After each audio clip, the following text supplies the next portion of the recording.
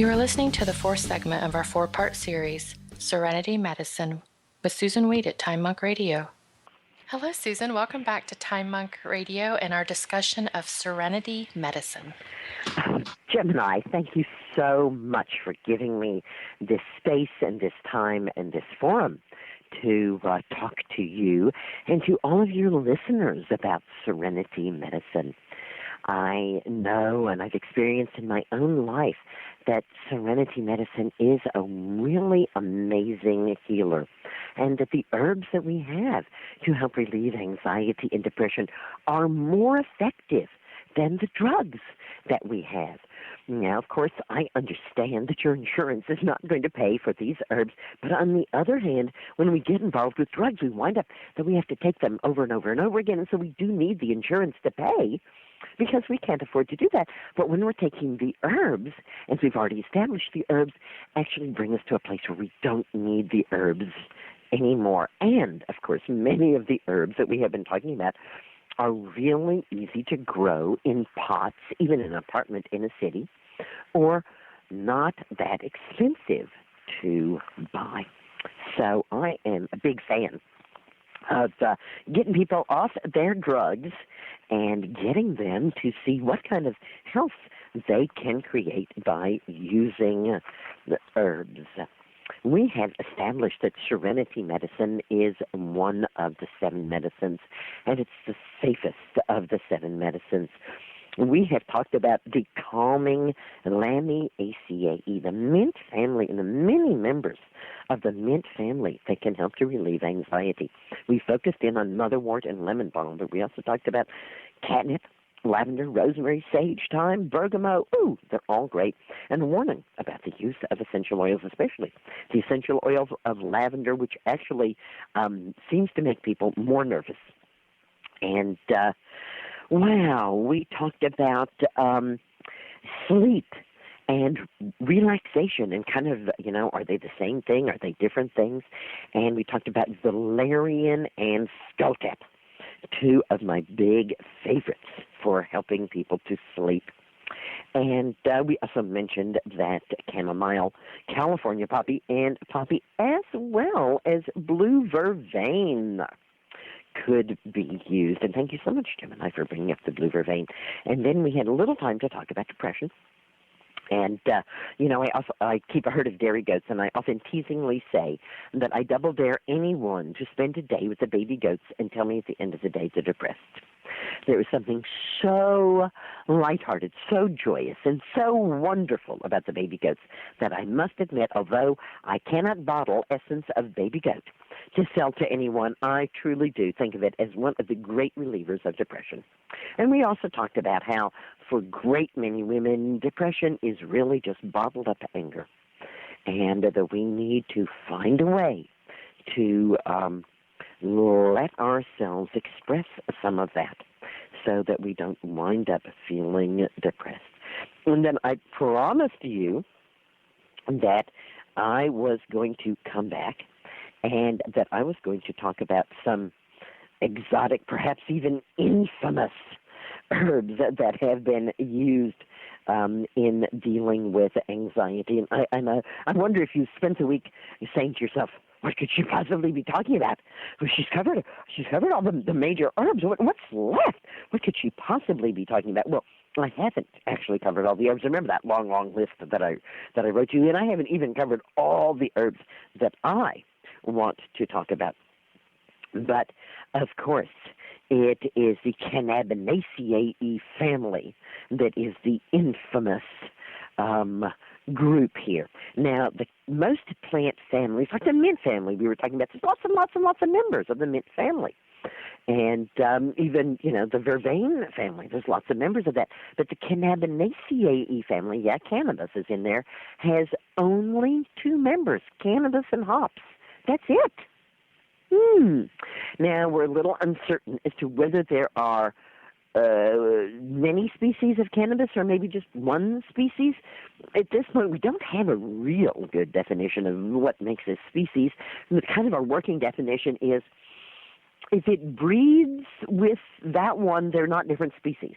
In other words, if you can take a poodle and a Great Dane and breed them, they are not different species, they are different breeds. All right, and we certainly can do that. However, we could not take a donkey and a Great Dane and breed them. Those are different species. So what we can say is that all of these so-called species of marijuana that we have breed freely with each other. So they are probably just one species of marijuana.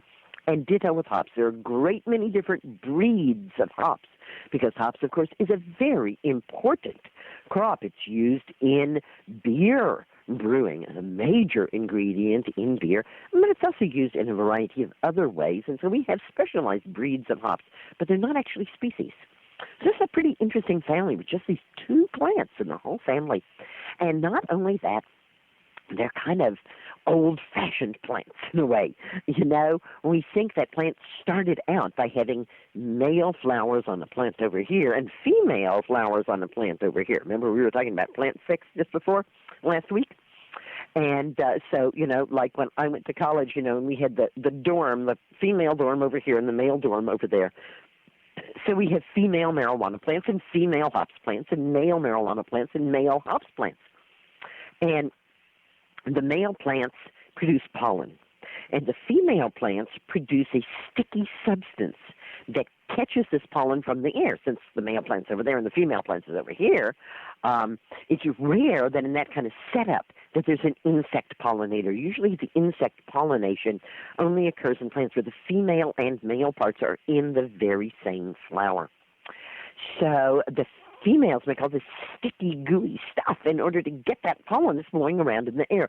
And, of course, what savvy marijuana growers do is they don't grow any males at all, so the females just get, what can we say, hornier and hornier and stickier, and then we say, ah, paroxysm, that's it, we're harvesting it right now. And hops, similarly. Male plants, female plants, it's not the male plants that we want, it's the female plants we want, and we want them because they make the sticky resin to try to attract the pollen, and cruel cultivators that we are, we sexually frustrate this plant by only growing female hops flowers, which we then harvest. Now, I had a friend once who said to me, I'm gonna like totally collapse because I'm just not sleeping and I can't seem to get to sleep and nothing is helping me get to sleep and I don't know what to do about it. And I said to her, hops is really supposed to help people go to sleep. Why don't you try some hops? And she's like, hops? What? You want me to drink beer? And I'm like, no, get some actual hops. You can get it, you know, any place that sells herbs. They'll sell some hops there. And she got some hops and she came home with it and she said to me, this smells weird. I'm like, yeah, it does. It kind of tastes weird, too, but let's brew it up, you know.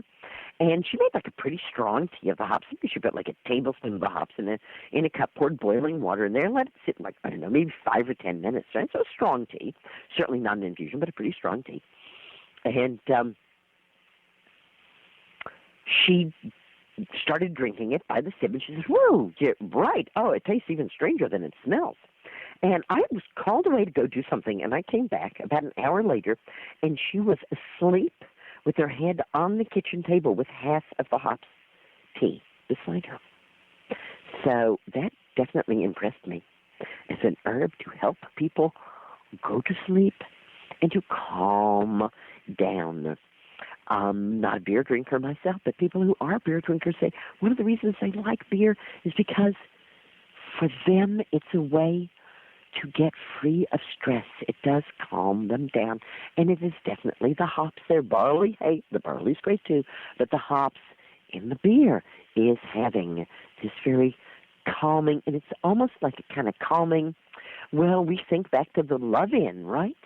Marijuana and hops, the Cannabinaceae sisters, they're about love. They're about prettiness. They're about being calm. They're not about gang wars. Not at all. Now, some people have said to me, oh, that marijuana, you know, I tried that once, and I got so paranoid. I said, well, not exactly. You know, it's like you were already paranoid, and the marijuana showed you that you were paranoid. And it's a wonderful guide and a teacher in that way, and that can show you basically where you're uptight and where you're stressing yourself. Again, remember that stress itself is useful. It's the stress that we can't accommodate, that we can't handle, that takes its toll on us. So by giving ourselves yet another way to deal with stress, we have something that can actually show us our anxiety and help us then to relieve and to release that anxiety. I certainly understand that not everyone listening has the ability to use legal marijuana. However, I couldn't have even mentioned it at all several years ago, and so I am glad that this so useful herb has the ability, at least in some states and hopefully in more. Unfortunately, my state just totally turned down a bill. It was a very strict bill. I basically would have had to, be 2 steps away from death's door to have the right to use marijuana. But even that was not acceptable here in New York State. Other states are being far more liberal about it, even Massachusetts here.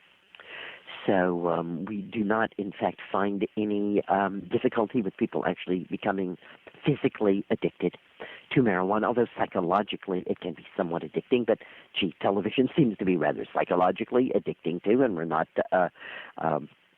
keeping that away from people and acting like it's dangerous.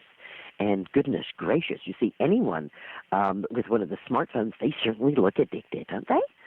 But we're not keeping those out of people's hands either. So certainly it is true that some people do have somewhat addictive personalities or more compulsive personalities, and those people need to be aware of that and do not put themselves into places that will allow that.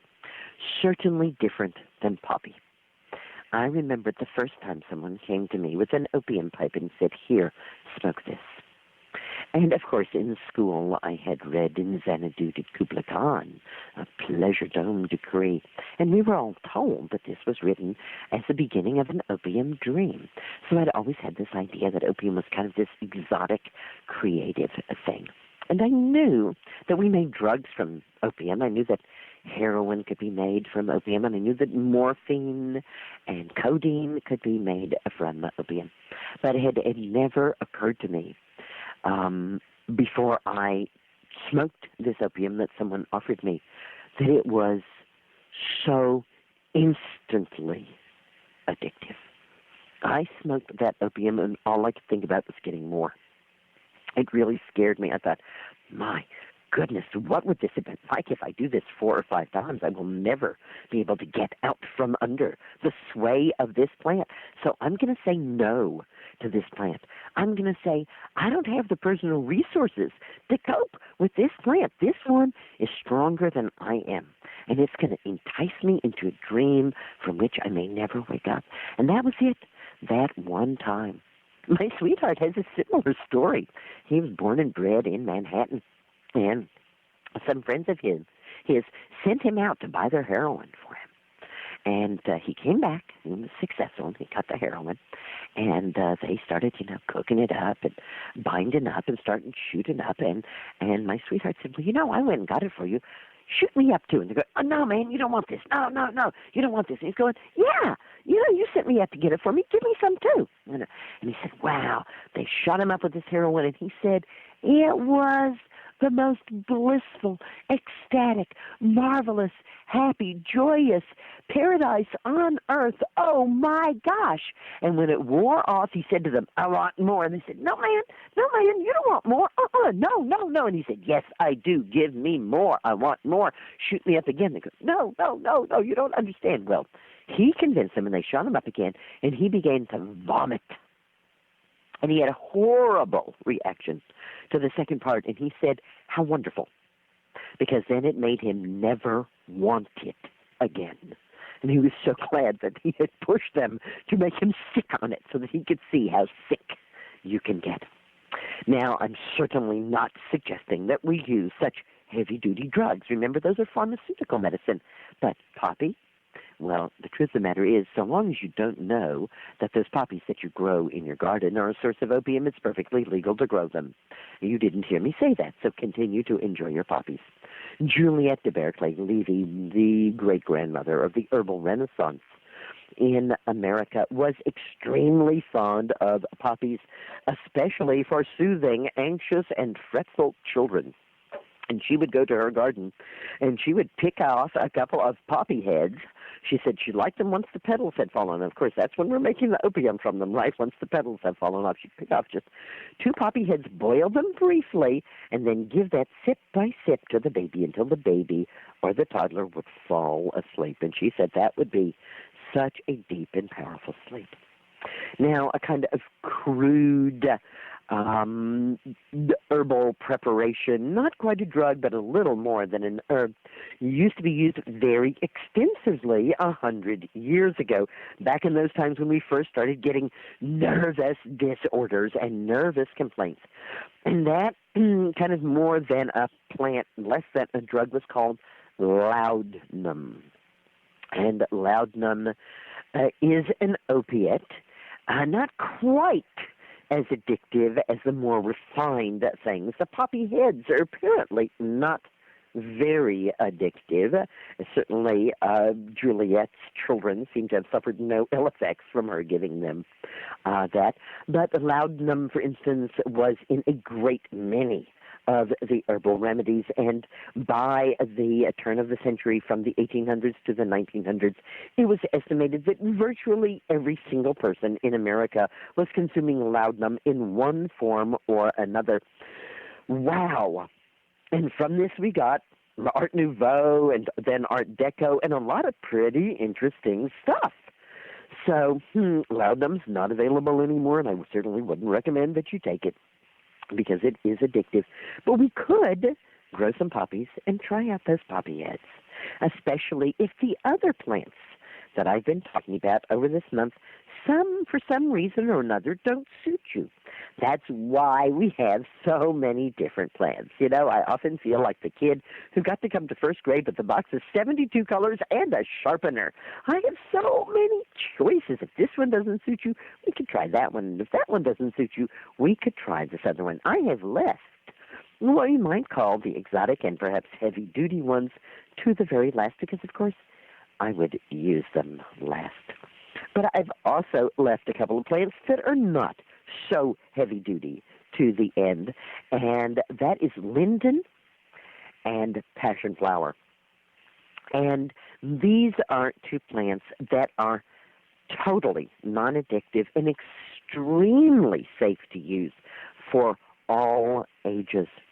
They are not as closely focused on relieving anxiety, depression, insomnia, and nervous problems as the other plants that we have been talking about. That's why we would first look to motherwort or lemon balm or catnip or hypericum or skullcap. There's so many other choices. Valerian, chamomile, blue vervain. But both linden and passionflower, although they're not related, have this wonderful, gentle way about them. And passionflower is a plant of the South. I grow one, but I have to keep it in a pot and bring it in and keep it by the wood stove all winter because it's not frost hardy. And as a matter of fact, I wish you could be sitting here with me right now, because my passionflower is blooming.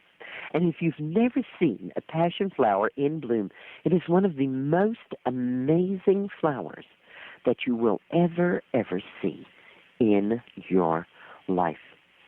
Call up a picture of passionflower. You could even do it while you're listening, and take a look at what is going on with this flower. When I started using passionflower, I just tinctured. The flowers are so remarkable, and they just said, tincture me, tincture me. And as you've heard over this month, I do kind of like with these plants that relieve anxiety to go for the flowers. There's something about that seems just right to me. But I've since met a lot of other people using passionflower.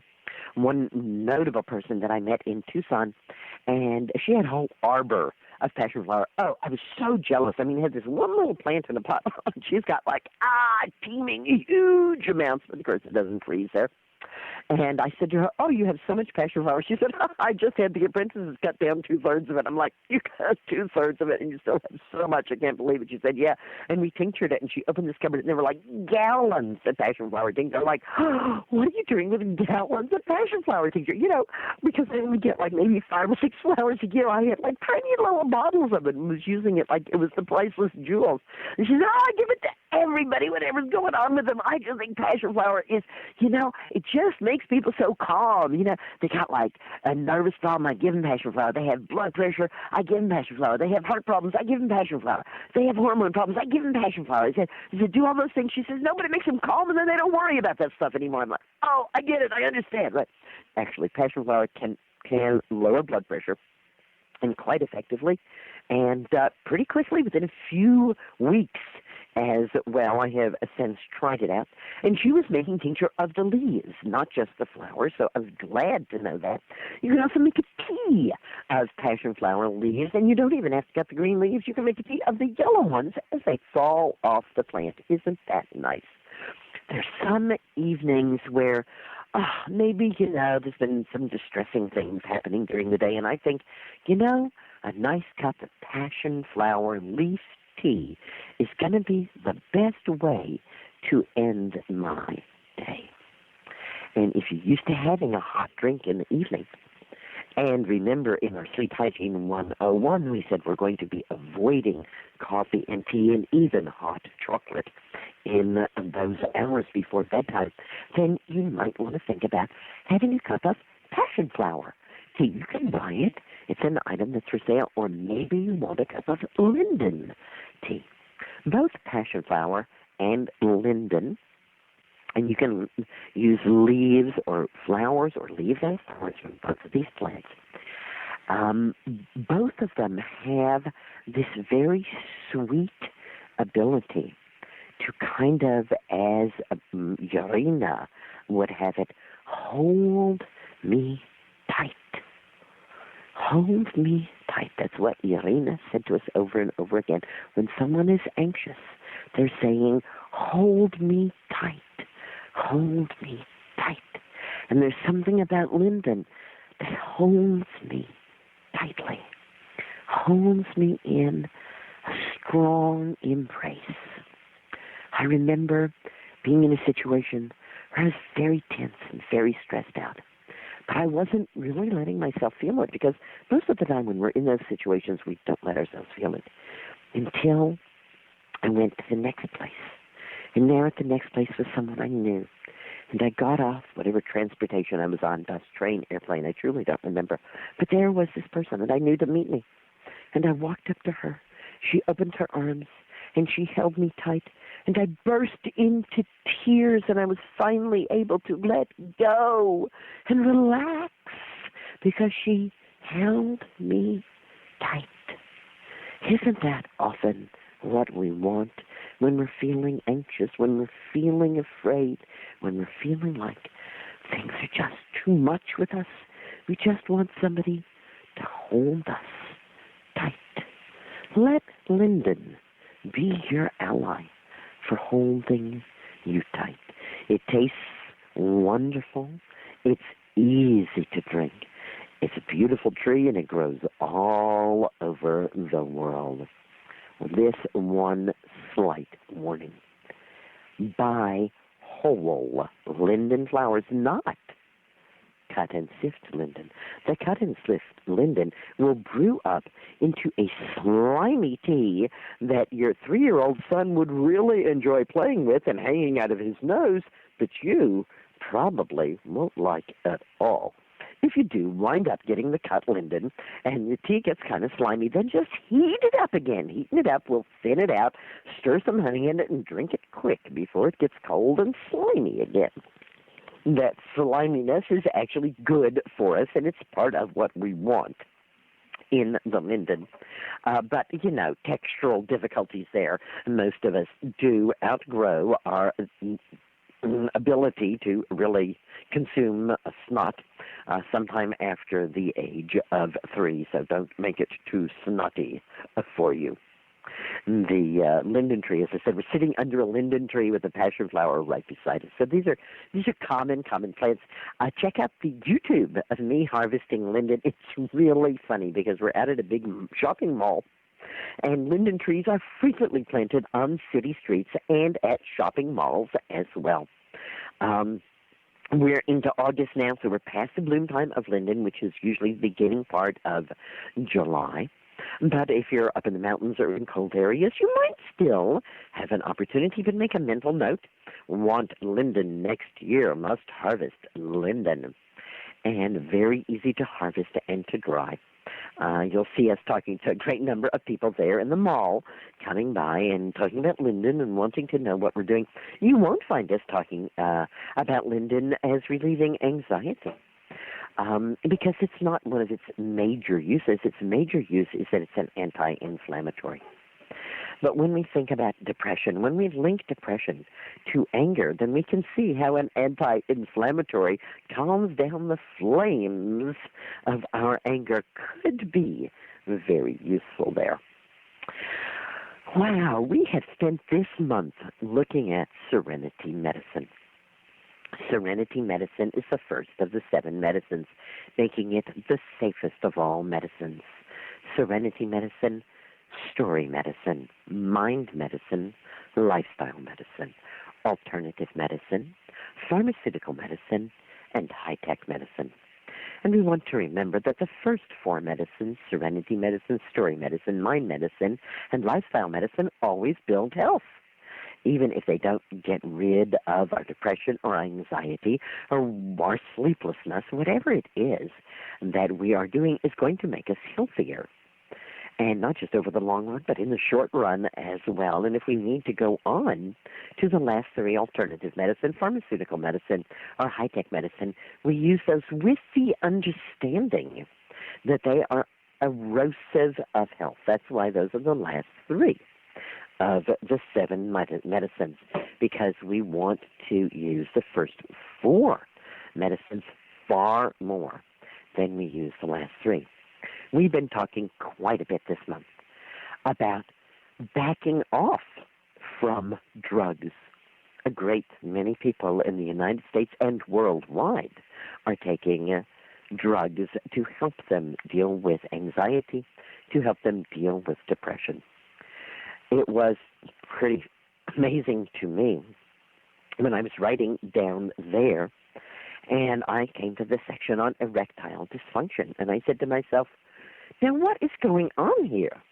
50 years ago, we didn't hear about it at all. Is this because men just weren't talking about it, or is there really something different going on?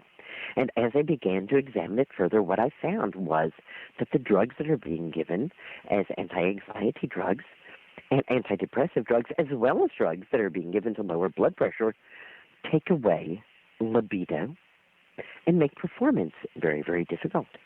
So indeed, we do have an epidemic of erectile dysfunction, but we have that epidemic of erectile dysfunction because of the drugs that we are taking. Now, isn't that kind of a joke on us? Here I am anxious. And I'm anxious, and it's interfering with my sexual pleasure. And so I take a drug that eliminates my sexual pleasure, and then I have to take another drug to have sex at all. We begin to see why pharmaceutical medicine is a vortex that draws us deeper and deeper into it, and herbal medicine is exactly the opposite. Herbal medicine is people's medicine. When we use herbs simply, one at a time, and safely in infusions, teas, and tinctures rather than capsules, then we find that we truly have reclaimed herbal medicine as people's medicine. Thank you so much for joining me here at Time Monk Radio. Come and visit me at www.susanweed.com. Check out my books at www.wisewomanbookshop.com. I've also mentioned my YouTubes, and you know where to go to get those. And I am also doing a new mentorship site, so do be sure to check that out as well. I teach all over the country. I just got back from Montana, from the Montana Herb Fest, and I got to call my travel agent and make a reservation for Los Angeles for the International Goddess Fest there. And then I think the next place I'm going to be going is up to Ontario to teach in Ontario. And then the beginning of next year, I will be down in Florida teaching there. So north and south, east and west, come and visit me. Come and partake of more green blessings. Green blessings surround us. The plants are so happy to help us. Reclaim them for yourself, for your own primary health care. And I'll see you again here at the Wise Woman Center or right back here at Time Monk Radio. Thank you, Susan. This completes the fourth segment of our four-part series, Serenity Medicine with Susan Weed at Time Monk Radio.